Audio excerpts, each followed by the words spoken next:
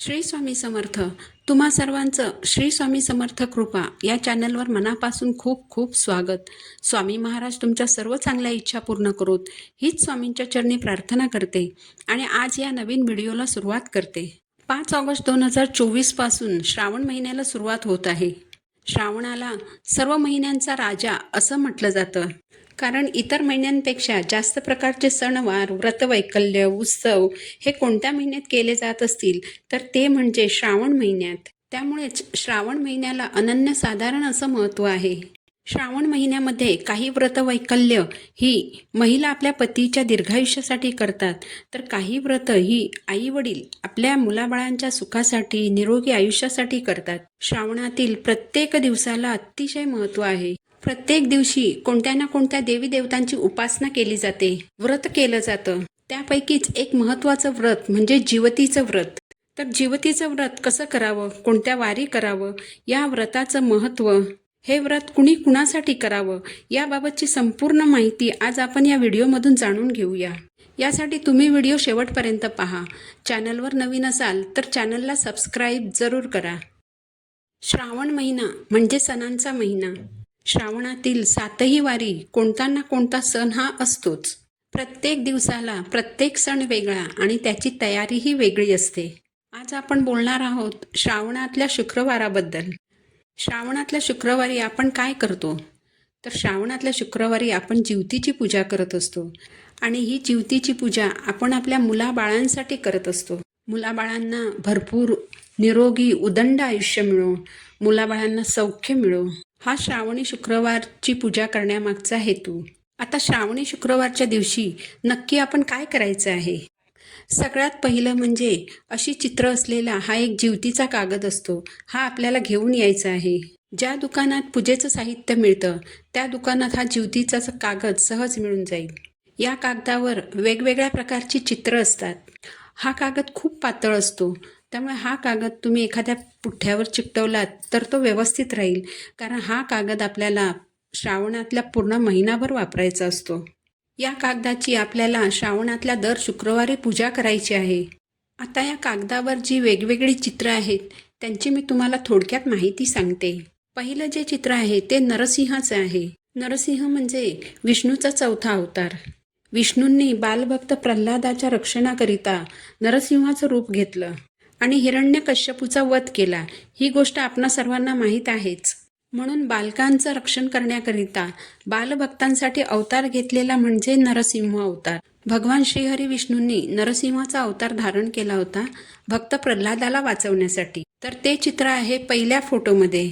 यानंतर दुसरी जी प्रतिमा आहे ती कालिया मर्दनाची आहे. भगवान बाळकृष्ण कालिया नागावर नाचत असल्याचं हे चित्र आहे.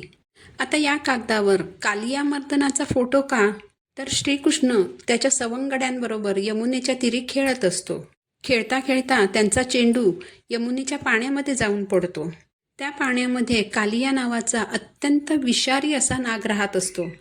तो चेंडू आणण्याकरिता श्रीकृष्ण यमुनेच्या पाण्यामध्ये उडी मारतो. त्या चेंडूसाठी प्रथम श्रीकृष्णाला कालिया नागाचं मर्दन करावं लागतं. म्हणजे श्रीकृष्ण कालिया नागाला मारत नाही, त्याचं मर्दन करतो.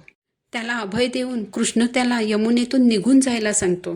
म्हणूनच श्रीकृष्णाच्या या कालिया मर्दनाला जिवतीच्या या कागदामध्ये स्थान आहे. तिसरं चित्र आहे जरा जिवंतिकेचं, म्हणजे जिचं आपण व्रत करणार आहोत शुक्रवारी तिचं आहे. जरा आणि जिवंतिका या यक्षगणातील देवता होत्या. यक्षिणेची सखी म्हणजे जिवती.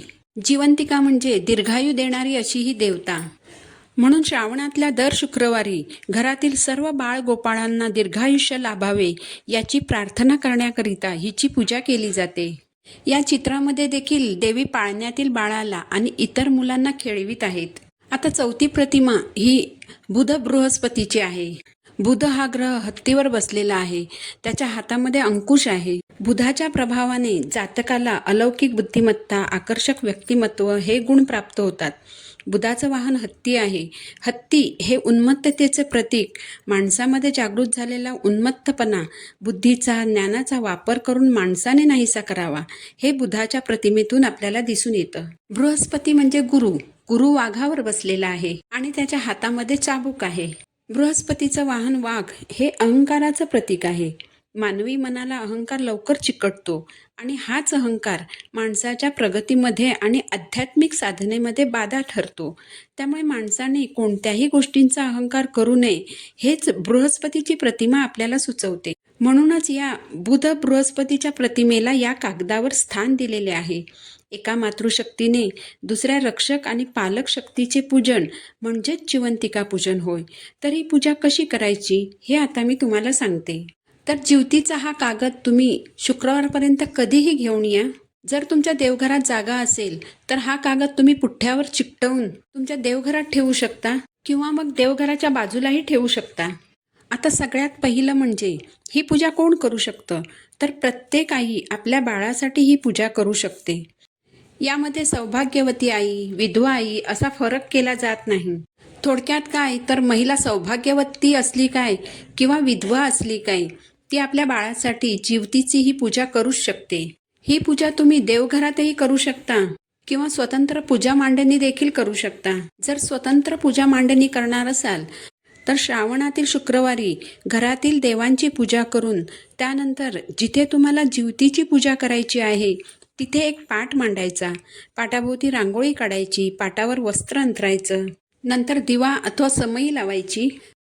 कारण जेव्हा आपण कोणतीही पूजा करतो तेव्हा ती अग्नीच्या साक्षीनेच करत असतो. त्यामुळे दिवा लावायचा, दिव्याला हळद कुंकू वाहून एक फूल अर्पण करून दिव्याची पूजा करून घ्यायची. यानंतर नेहमीप्रमाणे सर्वप्रथम गणपती पूजन करून घ्यायचं. कारण गणपती बाप्पा हे प्रथम पूजनीय आहेत, त्यांचा मान सर्वात पहिला आहे. यासाठी पाटावर थोडेसे तांदूळ ठेवायचे. जर तुमच्याकडे गणपती बाप्पांची मूर्ती असेल तर ती मूर्ती तांदळावर ठेवून गणपती बाप्पांची स्थापना करून घ्यायची. बाप्पांना चंदन अर्पण करायचं, कुंकू अर्पण करायचं. जास्वंदाचं लाल फूल असेल तर ते अर्पण करायचं. जास्वंदाचं फूल नसेल तर कोणतंही लाल फूल तुम्ही अर्पण करू शकता. बाप्पांना गूळ खोबऱ्याचं नैवेद्य अर्पण करायचा. यानंतर तुमच्या कुलस्वामिनीची म्हणजेच तुमच्या कुळदेवीची आणि लक्ष्मी मातेची पूजा करायची आहे. कारण श्रावणी शुक्रवार म्हणून जरी आपण जिवती देवीची पूजा करणार असलो तरी त्या अगोदर शुक्रवार हा आपल्या कुलस्वामिनीचा आणि लक्ष्मी मातेच्या सेवेचा वार आहे. त्यामुळे आपल्याला कुळदेवीची आणि लक्ष्मी मातेची पूजा करायची आहे. कुळदेवीला आणि लक्ष्मी मातेला चंदन, हळद कुंकू अर्पण करायचं, फूल अर्पण करायचं, गोडाचा नैवेद्य अर्पण करायचा, दिव्याने ओवाळून घ्यायचं. कुलदेवतेची तुम्ही या श्रावण महिन्यामध्ये शुक्रवारच्या दिवशी ओटी भरू शकता. यानंतर जिवतीचा जो कागद आहे त्यावर जी जी चित्र आहेत त्यांना तुम्हाला गंध, हळद कुंकू अर्पण करायचं आहे. ज्या देवदेवतांना हळद कुंकू चालत नाही त्यांना चंदन किंवा अष्टगंधाचा टिळा लावायचा आहे. कारण विष्णू भगवान असतील किंवा त्यांचं कोणतंही रूप असेल तर त्यांना हळद कुंकू चालत नाही. आणि जिवतीच्या या चित्रामध्ये नरसिंह भगवान आहेत, बाळकृष्ण आहेत. यामुळे पूजेचे नियम पाळूनच पूजा करायची आहे. जिवतीचं पूजन करताना जिवतीच्या चित्राचा जो कागद आहे ज्यामध्ये 6 फोटो आहेत त्या पूर्ण चित्राला आघाड्याच्या पानांची माळ घालण्याची पद्धत आहे किंवा मग आघाडा, दुर्वा आणि फुलं यांची माळ करून घालण्याची पद्धत आहे. श्रावणामध्ये आपल्याला आघाडा सहज उपलब्ध होतो. आता या आघाडाच्या पानांची माळ कशी बनवतात, तर ही पानं सुईने ओवली जात नाहीत. म्हणजे सुईने धाग्यामध्ये ओवून ही माळ बनवली जात नाही. हातानेच आपल्याला दोऱ्यांच्या गाठी तयार कराव्या लागतात आणि एकेका गाठीमध्ये आपल्याला आघाड्याचं पान, दुर्वा आणि फूल बांधून घ्यायचं असतं. ही माळ बनवताना तुम्ही 5 किंवा 7 आघाड्याची पानं वापरून माळ बनवायची आहे आणि ती जिवतीच्या संपूर्ण चित्राला घालायची आहे. यानंतर या चित्राला तुम्हाला 21 मण्यांचं हळदी कुंकू लावलेलं कापसाचं वस्त्र अर्पण करायचं आहे. जर तुमच्याकडे कापसाचं वस्त्र नसेल तर तुम्ही लाल धागा अर्पण करू शकता.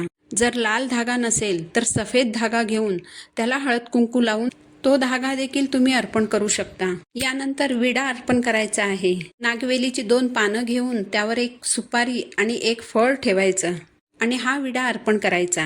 सर्व देवी देवतांना अक्षदा वाहायच्या आहेत. धूप, दीप, अगरबत्तीने ओवाळून घ्यायचं. सर्व पूजा झाल्यानंतर एक श्लोक म्हणायचा आहे.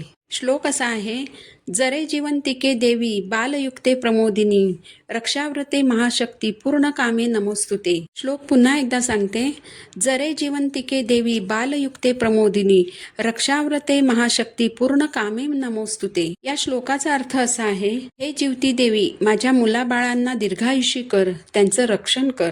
यानंतर नैवेद्य अर्पण करायचं आहे. जेव्हा आपण जीवतीची पूजा करतो किंवा शुक्रवारची पूजा करतो तेव्हा फुटाणे आणि दूध साखरेला जास्त महत्त्व असतं. त्यामुळे हा नैवेद्य अर्पण करायचा आहे. यानंतर मुलांचं औक्षण करायचं आहे. या दिवशी मुलांना पुरणाच्या दिव्यांनी ओवाळलं जातं.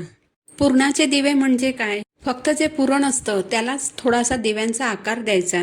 त्यात तुपात भिजवलेल्या वाती ठेवून त्या प्रज्वलित करायच्या आणि शक्यतोवर पटकन ओवाळून घ्यायचं. तर असे 2 दिवे घेऊन तुम्हाला तुमच्या मुलांचं औक्षण करायचं आहे. जर तुमची मुलं बाहेरगावी राहत असतील तर तुम्ही ताटामध्ये दिवा, त्याचबरोबर गंध, अक्षता घ्यायच्या आणि 4ही दिशांना ओवाळायचं आहे आणि अक्षता टाकायच्या आहेत. म्हणजे तुम्ही आत्ता जिथे राहत आहात तिथूनच दूरवरून का होईना तुम्ही तुमच्या मुलांचं औक्षण केलं आहे असा त्याचा अर्थ होतो. आणि माझ्या मुलांचं रक्षण कर अशी मनोमन जीवती देवीला प्रार्थना करायची आहे. याचबरोबर देवाला ओवाळायचं, अक्षता टाकायच्या आणि प्रार्थना करायची. जिथे माझी लेकरं आहेत तिथे त्यांचं रक्षण कर, त्यांना सुखात ठेव अशी मनोमन देवालाही प्रार्थना करायची आहे. जीवतीचं हे व्रत करताना ज्यांना शक्य असेल आणि ज्यांना झेपत असेल त्यांनी शुक्रवारच्या दिवशी उपवास जरूर करावा आणि ज्यांना उपवास करणं शक्य नसेल त्यांनी नुसती पूजा केली तरीही चालणार आहे. जर तुम्ही उपवास करणार असाल, एक टाइम तुम्ही उपवासाच्या पदार्थांचा नैवेद्यही जीवती मातेला दाखवू शकता. शेवटच्या शुक्रवारी जीवतीचं रूप म्हणून एखाद्या सुवासिनी स्त्रीला तुम्ही तुमच्या घरी जेवायला बोलवू शकता. जीवतीचं रूप म्हणून ती तुमच्या घरी जेवायला येईल तर तिची खणा नारळाने ओटी भरा. जेव्हा ती जेवायला बसेल तिच्या ताटाभोवती रांगोळी काढा. तिच्या ताटाच्या शेजारी 2 पानांचा विडा ठेवा. अशा प्रकारे शेवटच्या दिवशी तुमच्या व्रताचं उद्यापन होऊन जाईल. त्याचबरोबर तुमच्या आजूबाजूला जर महिला असतील तर त्यांना तुम्ही हळदी कुंकवाला बोलावू शकता. त्यांना हळदी कुंकू लावून चणे, फुटाणे, दूध, साखर देऊ शकता.